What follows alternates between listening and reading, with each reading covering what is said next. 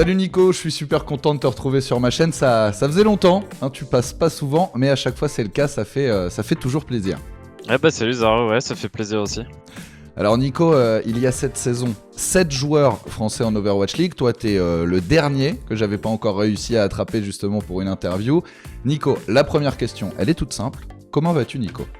Bah moi ça va bien, un peu fatigué mais ça va. Non, parce que je te pose cette question parce que voilà, je sais que l'apprentissage, le rythme, voilà, marathon de l'Overwatch League, ça, c'est pas toujours simple non plus pour toi. Est-ce que tu peux nous raconter ce qui s'est passé entre le stage 1 et le début du stage 2, à un moment où tu jouais moins ? Comment t'en es arrivé à avoir ce petit coup de surchauffe ? Bah parce que l'Overwatch League c'est compliqué à tenir, tu vois, le planning est très dur, le planning de l'équipe aussi est assez dur. On a beaucoup d'heures de practice, beaucoup d'heures de VOD, on joue 6 jours sur 7, et le rythme des matchs aussi est compliqué, tu dois préparer des fois 2 matchs par semaine, enfin tout ça c'est une accumulation, tu vois, et forcément bah moi ça me fatigue un peu. Je joue pas autant qu'avant, tu vois, parce que bon bah pour tenir ce rythme j'ai pas le choix, je peux pas jouer autant en comp, c'est compliqué, très compliqué. T'as mis combien de temps à trouver justement le bon rythme, moins jouer en compétitif, moins te fatiguer ailleurs que juste sur le gros practice ? Je pense 2 mois après qu'on ait commencé à practice parce qu'on faisait des horaires assez dingues et je pouvais pas tenir, en fait c'était trop dur pour moi. Et je me suis dit que si je continuais à faire les deux, bah j'allais burn out très rapidement et j'allais encore plus détester ce jeu en fait. Ah, parce que t'en es arrivé à un moment au point où tu commençais à le détester le jeu.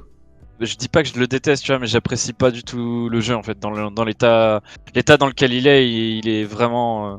C'est pas jouable en fait. Le comp c'est nul, la méta elle est chiante. Enfin, tu vois, moi j'apprécie pas jouer forcément actuellement. Nous, ça nous fait un petit peu peur quand on entend ça, tu vois, de la part d'un joueur pro. Je me souviens d'un tweet que t'avais balancé aussi pendant la pause entre le stage 2 et le stage 3. Tu disais, voilà, j'ai pas touché au jeu depuis plusieurs semaines et franchement, ça me manque pas.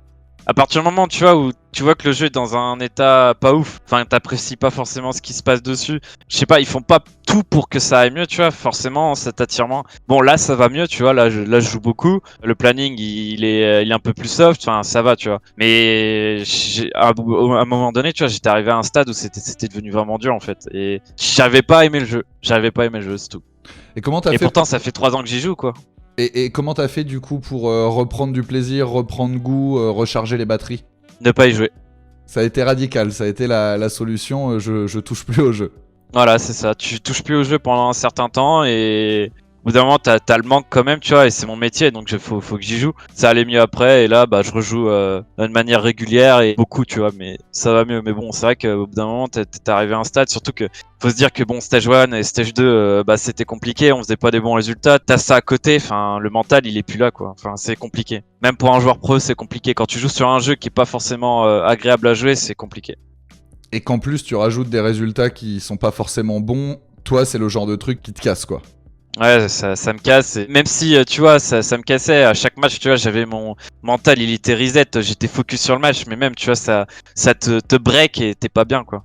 Et le fait aussi d'être éloigné peut-être de ta famille, de tes Bah, amis, c'est de ça la le vie problème. en France, est-ce que ça pèse aussi ? Je pense que tu vois la différence, bon, pour nous et les Européens, les mecs d'Asie, tu vois, le problème c'est que nous, notre famille, elle est pas là, on la voit pas pendant un certain temps. C'est pour ça que les Américains, ils ont un avantage, c'est que eux, ils sont dans leur pays, tu vois, et leur famille est pas trop loin. S'ils veulent les voir, ils peuvent prendre l'avion, ils ont genre 2 heures, 3 heures d'avion à la limite, grand max, s'ils sont pas loin, tu vois. C'est ça la différence, c'est que nous, pendant un certain temps, on va pas voir notre copine, notre famille, nos amis, tu vois, et ça joue énormément, sur le mental, ça joue surtout parce que tu sors pas, tu profites pas avec eux, tu te vides pas la tête en fait. Ce qui est très important dans ce genre de situation. On te sent vachement remonté. Quand je te demandais comment ça va, tu m'as dit bah ça va et pourtant on sent que t'as des choses à Bah dire ouais, quoi. ça va. Actuellement ça va, mais ouais, c'est trop compliqué. Enfin, le planning Overwatch League, le rythme Overwatch League, c'est vraiment dur en fait. Rassure-nous là, ça va, t'as trouvé à peu près le dosage pour tenir quand même jusqu'à la fin de la saison. Oui, j'ai trouvé le dosage. Oui. Est-ce que tu t'ennuies ? Pas forcément parce que je sors avec les potes Gaël, Dylan, il y a aussi Benjamin, il y a tout le monde, tu vois, je sors avec eux, on fait des soirées ensemble, ça va. Mais même, tu vois, ce qui me manque, c'est mes amis quand même, tu vois, parce que c'est le plus important, ma famille. Le jeu en lui-même, Overwatch, tu vois, à part faire du comp, parce que j'aime bien. Ce qui me motive à faire du comp, tu vois, c'est déjà m'améliorer. Hmm. Et de deux, tu vois, être dans le classement, le top. Mais sinon, il y a rien qui te motive. T'as la même chose depuis 20 000 saisons. Tu gagnes rien, ça fait rien. Après, les modes à côté, moi, ça m'intéresse pas. C'est faire du DM ou des trucs comme ça. À la limite, du Widow DM, j'adore ça. Tu vois, j'en fais régulièrement. Mais les petits trucs à côté, c'est pas intéressant pour moi. Et sinon, je joue à Rust de temps en temps aussi. Mais le problème, c'est que j'ai pas vraiment de partenaire de Rust avec qui je pourrais jouer. Donc, je me fais chier tout seul, tu vois. Et est-ce que c'est pas aussi le fait qu'aujourd'hui tu joues Brigitte? Parce que toi, Nico, on t'a connu sur plein de pics différents. Non. À la base, t'étais DPS, après t'es passé off-tank. Là, t'es arrivé chez Paris, tu devais jouer DPS. Bon, la méta fait que tu dois jouer Brigitte, qui est, d'après beaucoup de joueurs, pas le perso le plus fun à jouer dans cette méta. Ça te pèse pas, ça? Non. Non, moi j'aime bien jouer Brigitte, ça m'a toujours plu, j'ai jamais été lassé par ça et non. Non, moi Brigitte j'aime bien. Alors Nico, on va parler un petit peu de vos matchs. Là, après 2 semaines de compétition sur ce Stage 3, 4 matchs sur 7. Paris est aujourd'hui 6ème, 3 victoires, 1 défaite. Quel a été, selon toi, votre meilleur match? Notre meilleur match, je pense c'était contre Toronto. C'est le match qu'on devait gagner, tu vois, si on voulait vraiment snowball et se dire que bon, l'équipe, on a changé le roster, ça se passe mieux avec ce roster et vu à quel point on avait joué aussi avant pour se préparer à ce stage 3, je pense qu'on devait le gagner, tu vois, et on devait les surprendre parce qu'ils nous avaient mis 4-0 à la fin du stage 2 et on voulait vraiment gagner et prendre notre revanche, tu vois. Quand tu dis tout le temps de préparation, c'est toute cette phase de test qui a eu lieu pour reconstruire une nouvelle équipe, un nouveau 6, parce qu'il y a eu pas mal de changements entre le Stage 2 et le Stage 3. Ouais, voilà, il y a les phases de test, puis après il y a l'entraînement avec cette nouvelle compo, tu vois, il y a tout ça. Et contre Toronto, vous avez vraiment senti un déclic, ou toi ce déclic, tu l'avais senti avant le match, où tu t'es dit, avec cette nouvelle line-up, il y a un truc à faire, on est bien, mentalement on est plus solide, in-game on est aussi plus solide, on va vraiment aller les chercher Toronto. Bah, on comprend mieux comment marche la méta. Je pense que la synergie entre les joueurs est un peu meilleure, tu vois. Le team play est un peu meilleur. On sent juste mieux comme ça et ça marche mieux et tant mieux. Hein. Tant mieux. Non mais tu sais ce que je veux dire, c'est que des fois dans un match, t'as des moments où il se passe un truc et tu te dis là on vient de franchir une étape. Moi j'avais revu le match notamment face à Toronto, cette toute dernière défense par exemple sur la Havane, elle est assez incroyable quand même. C'est ok, il y a ce clutch play de Gray à la fin sur la Widow, mais avant ça c'est un travail collectif que vous n'étiez pas capable de mettre en place, je trouve, lors du stage 1 ou lors du stage 2. Bah, on joue plus pour les autres, tu vois. Comme je t'ai dit, il y a plus de team play, ça joue plus ensemble. Mais non, pas forcément en match. On n'a pas eu de déclic ou quoi que ce soit. Ça s'est senti en direct pendant les entraînements et c'était comme ça, quoi. Et alors toi, ton meilleur match, Nico? Mon meilleur match, bah, je sais pas du tout. Je C'est dirais difficile comme peut-être. question. Ouais, je sais pas. Enfin, je joue plus ou moins bien maintenant. Je fais pas trop d'erreurs. Il y a des fois où je fais de la merde, c'est sûr, mais sinon ça va. Je dirais peut-être Mayhem. Moi, contre Mayhem, je t'ai trouvé plutôt bon. J'ai eu la chance de caster le match. Avec ta Brigitte, t'étais solide, quoi. T'avais envie, tu lâchais rien. Pour le coup, ouais, c'était pas mal. Assez propre contre Boston aussi. J'ai bien joué. Après, contre Toronto aussi, je pense. On va dire Mayhem, tu vois. C'est pas simple, hein, toujours, de définir si une Brigitte est bonne ou pas. Qu'est-ce qu'il faut regarder pour juger vraiment la performance d'une Brig? Toi, pour juger ta perf, Alors, qu'est-ce que tu vas regarder en priorité? tes positionnements, ta gestion de tes habilités, ta gestion de tes ultimates. Je dirais que c'est les 3 principaux, tu vois. Il faut avoir aussi ton passif présent en permanence. Enfin, t'as plein de trucs comme ça à gérer et voilà, c'est ce qui fait une bonne Brigitte en fait. Tu regardes Axal, tu regardes tous ces joueurs-là, ils sont trop forts en fait. Et ils sont très smart. Faut être très intelligent, tu vois, pour gérer ce genre de héros. C'est comme son bras. Axal, c'est ta référence aujourd'hui sur le pic. Ouais, je dirais ouais. Qui pourrait le concurrencer Rascal J'aime est pas, pas mal je trouve- aujourd'hui, non? Je sais pas, j'aime pas trop Rascal moi. Son style de jeu, il est pas aussi smart que Axal, je sais pas, tu sens que lui, il a un niveau dessus quand même. Qu'est-ce qui fait que tu aimes autant Axal? Il est propre, il est clean, son équipe est très forte, enfin ils sont tous exceptionnels à tous leurs postes, tu vois, et pour moi c'est la référence, hein. C'est tout. T'es plus team Vancouver Titans que team San Francisco Shock aujourd'hui. Parce que j'en parlais avec AKM et lui, AKM me disait Vancouver, ils sont prenables, SF Shock, non. Actuellement, je sais pas, tu vois. J'aime bien les deux équipes. Genre, il y a que des gods à tous les postes des deux côtés, même si j'aime pas trop Rascal, tu vois, il y reste quand même très fort. Tiens, faut pas se mentir. Mais je sais pas, c'est serré. Quand on s'entraîne contre l'un ou l'autre, dans les deux cas, on se fait un peu éclater, donc je peux pas trop te dire. Mais ouais, je sais pas. Bon, on va pouvoir parler du troisième gros de cette Overwatch League 2019, New York Excelsior. On va pas reprendre tous les matchs, mais on va au moins parler des deux derniers. Donc cette fameuse défaite face à New York Excelsior 3-1. La victoire sur le même score juste derrière face à Florida Mayhem, t'en parlais un petit peu plus tôt.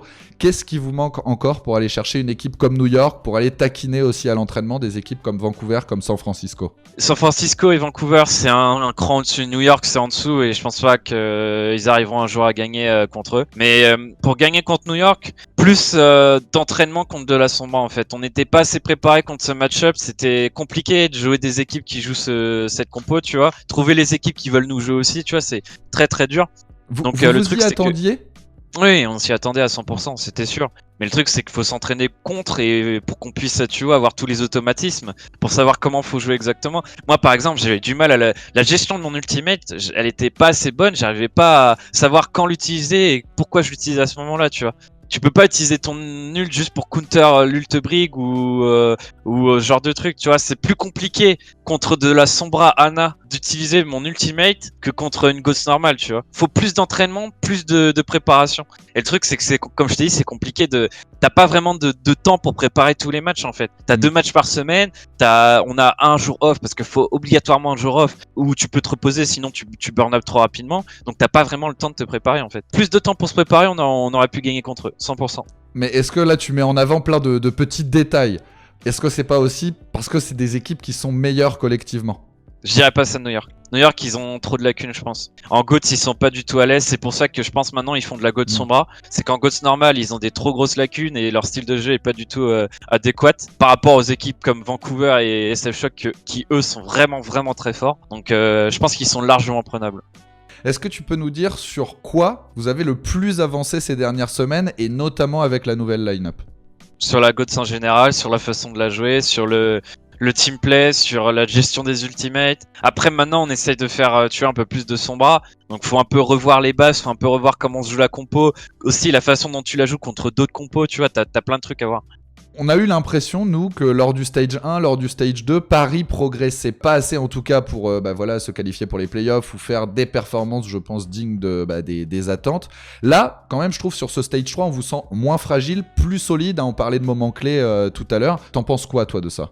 Le stage 1, on a bien commencé, puis on a stagné, mais après, c'était compliqué, tu vois. Fallait qu'on se prépare, tu vois. Le stage 2, on a changé de compo, on a fait surtout de la DPS, donc c'est normal, tu vois. C'est de l'entraînement. Puis après, vers la fin du stage 2, on est reparti sur GOATS, donc c'est compliqué, tu vois. Le stage 1 et le stage 2, c'était assez chaud. Mais le stage 3, maintenant, on a une compo, on s'entraîne sur de la GOATS Sombra, on essaye de faire de la VOD en permanence, tous les jours, pour voir comment on pourrait mieux gérer ça ou ça, tu vois. Enfin, on est beaucoup plus préparé en fait. Et on a corrigé nos grosses erreurs. Tu veux dire que toute cette phase 1, enfin stage 1, stage 2, ça faisait partie de la phase d'apprentissage en fait. C'est le temps que vous trouviez votre propre style, le meilleur 6, que vous gagniez en expérience. Voilà, c'est ça. Parce que quand tu builds une équipe comme ça se fait sur long terme, tu vois. Sur le court terme, c'est trop compliqué, c'est vraiment dur. Donc faut le temps quoi, faut le temps. Quelle importance tu donnes à la toute dernière map que vous avez remportée face à New York Excelsior? C'était important pour vous de boucler le match sur du positif avant de jouer Florida Mayhem? Bah ouais, c'est surtout pour le goal average, si on veut être dans les playoffs, c'est très important. Quand tu prends des maps à ce genre d'équipe, c'est très très très dur, mais c'est aussi très bien pour toi et pour être en playoff, c'est tout pour le goal average. Donc quand vous êtes sorti du match, vous ne faisiez pas grise mine quoi. L'ambiance, elle était plus en mode bon, on a fait ce qu'il fallait. On reste focus sur le match d'après, on n'est pas là pour se morfondre, on est des pros, faut rester focus, t'as un autre match 2 jours après, tu te focus sur ce match est passé, ça arrive, on va s'entraîner contre ce match-up, cette compo, quoi qu'il arrive, on sera plus fort, mais faut rester focus sur les futurs matchs et toujours garder la tête haute. Alors le futur match, le match d'après, c'était face à Florida Mayhem, pas forcément un cadre de l'Overwatch League, mais pour moi c'était aussi le match le plus important pour vous cette semaine, le plus difficile à gérer parce que vous aviez aussi un autre statut que face à New York. New York, vous n'aviez pas vraiment de pression, là face à Mayhem, vous étiez favori, il fallait rebondir, vous étiez attendu, et puis surtout une défaite aurait complètement cassé la dynamique de ce stage 3. Déjà, ça nous aurait fait mal pour les playoffs. Ensuite, je pense qu'on était prêt pour jouer contre eux. On savait qu'on allait, je pense, gagner, tu vois. La COS, ça s'est bien passé. La deuxième map, c'était plus compliqué, mais on a gagné à la fin. Et le problème, c'est Numbani. On a des difficultés sur la DPS, tu vois. Et on peut en ça parler s'est senti, d'ailleurs. ça s'est vu, quoi. Ouais. Qu'est-ce qui s'est passé?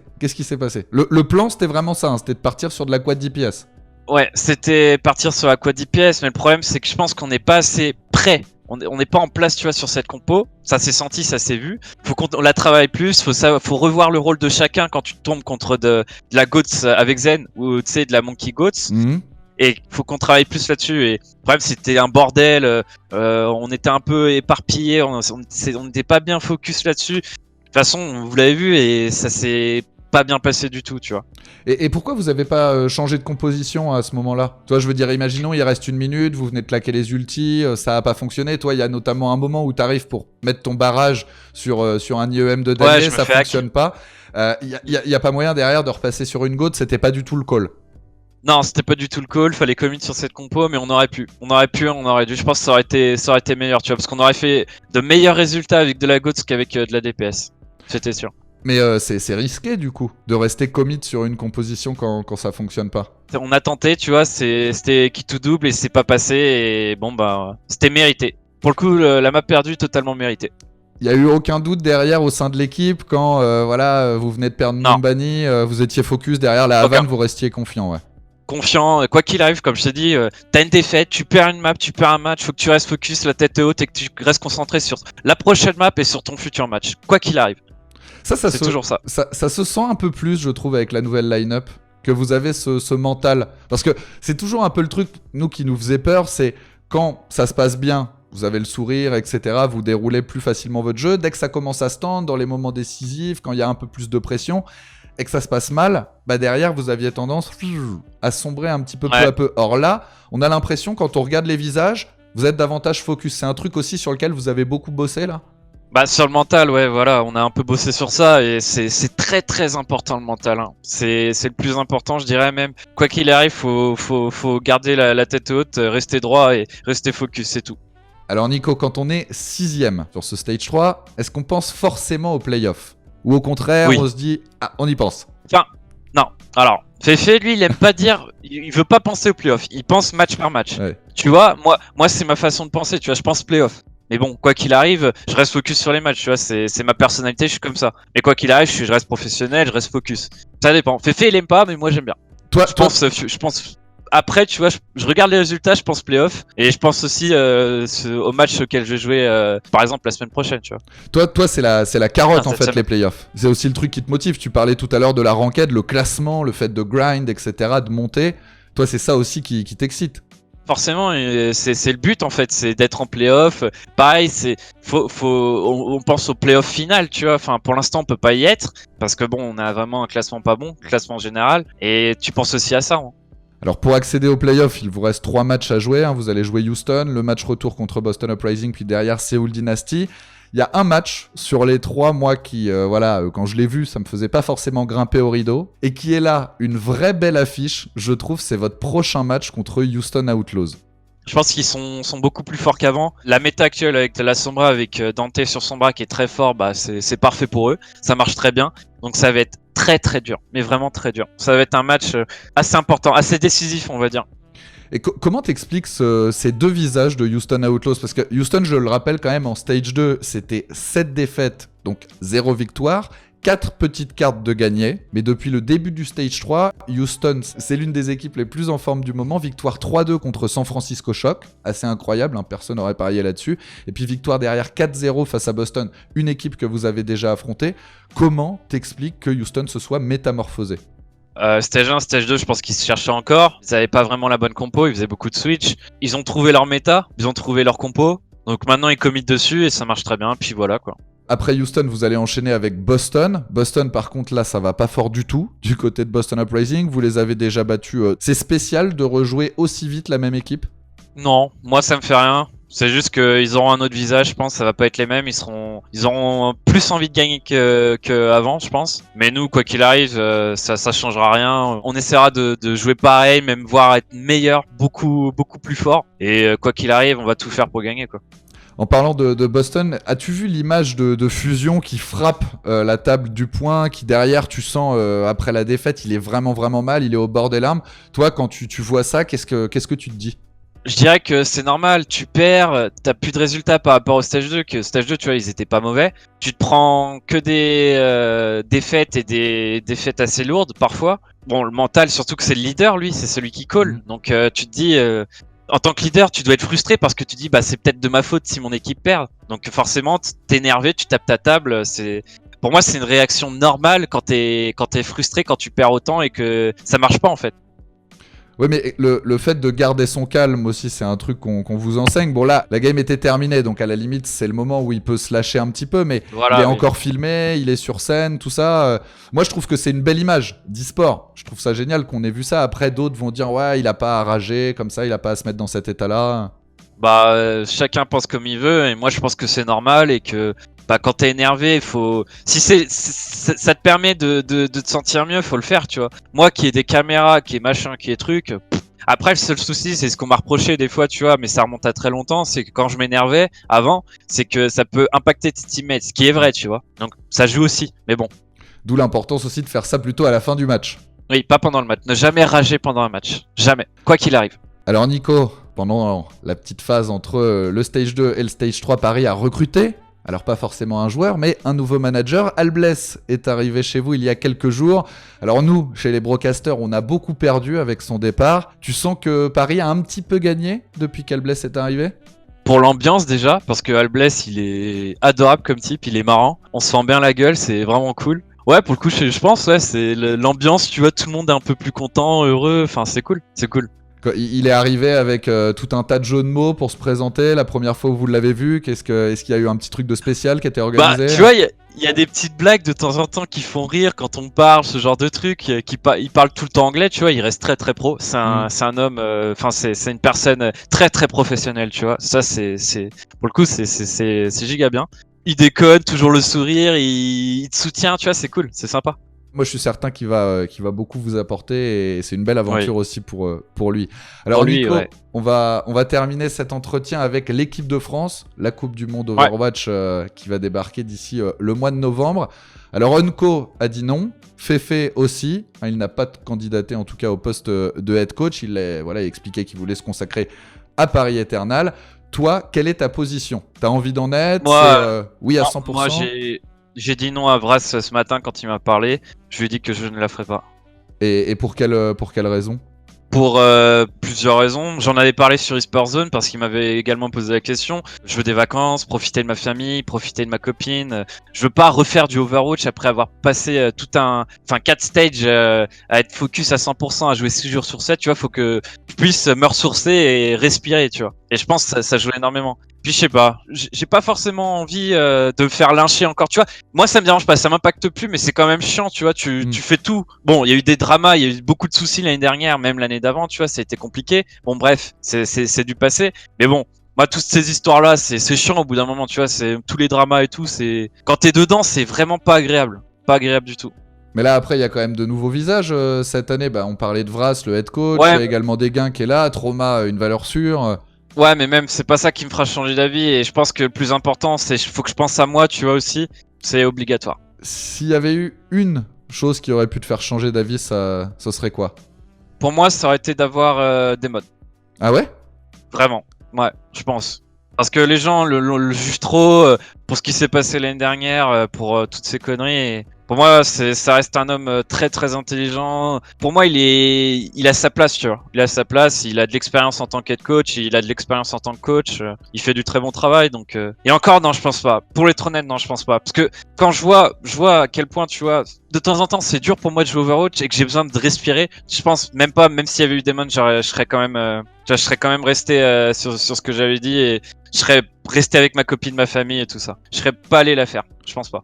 Du coup, Pas du tout. on comprend que c'est pour Damon que t'as voté. Non, j'ai pas voté pour lui parce que je savais que personne cette année ne voterait pour lui parce que à cause de ce qui s'est passé l'année dernière et je voulais pas, tu vois, perdre mon vote. À la limite, j'ai voté pour Pipou parce que pour moi, il le mérite. Parce qu'il a l'expérience de head coach, il est très très très intelligent. J'adore, c'est pareil. Pour moi, Pipou et Damon, c'est mes préférés. J'ai toujours entretenu une très très bonne relation avec les deux. C'est mes amis et pour moi, ils connaissent très bien le jeu et ils méritent chacun les deux d'être à cette position en fait. Oui, mais tu dis ça aussi parce que t'as déjà bossé avec eux, Nico. Pipou, Ouais. Damon. Vras, t'as entendu quoi sur lui ? Est-ce qu'il a cherché à te convaincre un petit peu quand tu lui as envoyé ton message en lui disant écoute, je participerai pas ? pas forcément, non. On a juste parlé, il voulait juste savoir la raison, je lui ai expliqué la raison et il a compris, tu vois, pourquoi je veux pas la faire, tu vois, en quelque sorte.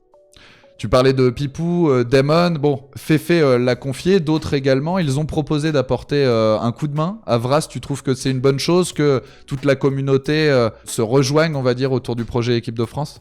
Ouais, c'est bien et si ça peut aider l'équipe à faire de meilleurs résultats, hein, pourquoi pas, hein, pourquoi pas. Puisqu'on parle de Fefe, Nico, bon, toi tu l'as connu forcément chez Eagle Gaming.